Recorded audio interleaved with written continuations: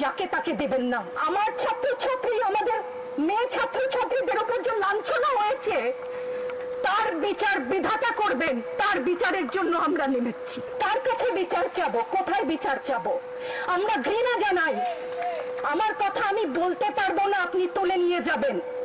প্রতিবাদ করতে পারবো না, ভিন্ন মত প্রকাশ করতে পারবো না, আপনি আমাদেরকে রাজাকার বলে গালি দিবেন। ছাত্র ছাত্রীদের উপর জুলুম বন্ধ না করলে পরিণতি ইতিহাস বলে দেয় কারোর জন্য ভালো হয় না। এখন আমাদের সাথে আমাদের প্রিয় সহকর্মী চৌধুরী সাইমা ফেরদৌস আমাদের ইনস্টিটিউট অফ বিজনেস অ্যাডমিনিস্ট্রেশন থেকে, উনি সংক্ষেপে তার অনুভূতিটি বলবেন। আসসালামু আলাইকুম সবাইকে।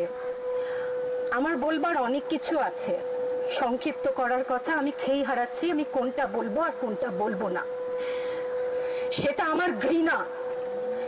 আজকে আমার কিছু প্রশ্ন আছে সবার কাছে, দেশবাসীর কাছে তো করব না, যাদের কাছে করবার তারা বুঝে নেবেন।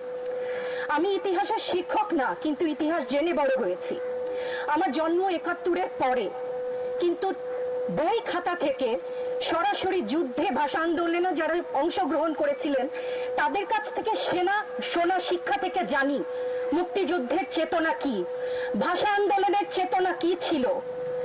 মুখের ভাষা বাংলা বলতে পারি, সেই জন্য বোধহয় ভাষা আন্দোলনের শহীদরা শহীদ হননি। আমার কথা আমি বলতে পারবো না, আপনি তুলে নিয়ে যাবেন। প্রতিবাদ করতে পারবো না, ভিন্ন মত প্রকাশ করতে পারবো না, আপনি আমাদেরকে রাজাকার বলে গালি দিবেন। রাজাকার শব্দটা প্রকাণ্ড একটা গালি, যাকে তাকে দেবেন না।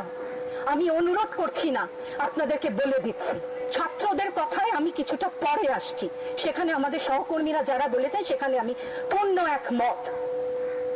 আমাকে একটু বলে দেবেন আপনারা, মুক্তিযুদ্ধের চেতনা কি ছিল দেশের হয়ে? আপনারা বলবেন যে যারা শুধুমাত্র আমার বাবা মুক্তিযোদ্ধা ছিলেন তাই আমার অধিকার প্রাপ্য অনেক কিছু, সেখানে পূর্ণ সহমত। কিন্তু এর পরবর্তী কাল থেকে আজ পর্যন্ত যে সমস্ত মানুষ দেশের বিভিন্ন জায়গায় বিভিন্ন ক্ষেত্রে নিজের স্বার্থ বলিদান দিয়ে দেশের জন্য কাজ করে যাচ্ছে, সৎ পথে উপার্জন করছে, টেবিলের তল থেকে 10 লাখ 5 লাখ টাকার কোটি টাকা তো বাদই দিলাম না, সেই সমস্ত লোক সম্বরণ করছেন, তাদের মুক্তিযোদ্ধার চেতনা কি কিছু অংশে কম? সেই প্রতিবাদ করলে আপনি আমাদেরকে বলবেন রাজাকার। রাজাকারের বাচ্চা, এটা প্রকাণ্ড গালি, যত্রতত্র দেবেন না। আর আমার ছাত্র ছাত্রীদের গায়ে গুলি কেন? আমি এখানে কেন দাঁড়িয়েছি, কেন আজকে কথা বলছি? কারণ আমি মানুষ, আমি শিক্ষিত একজন মানুষ, আপাদমস্তক ভাবে যাকে শিক্ষা বলেন। সেখানে আমি জানি মুক্তিযোদ্ধার চেতনা যদি কিছু আমার ভেতরে বিদ্যমান থাকে, আমি জানি অন্যায়ের প্রতিবাদ করতে হবে। বিচার চাই না বলেছেন, আমিও একমত। তার কাছে বিচার চাবো, কোথায় বিচার চাবো? আমরা ঘৃণা জানাই। আমার ছাত্রদের গায়ে আমি সারা রাত ঘুমাতে পারি না, তাই এসছি যে আজকে যদি কিছু বলে যাই এক পলক ঘুমাতে পারি। যেই বাবা মার বুকটা খালি হয়ে গেছে, তাদের ঘরে কি চলে, কোথায় আছে তারা, কিভাবে আছে?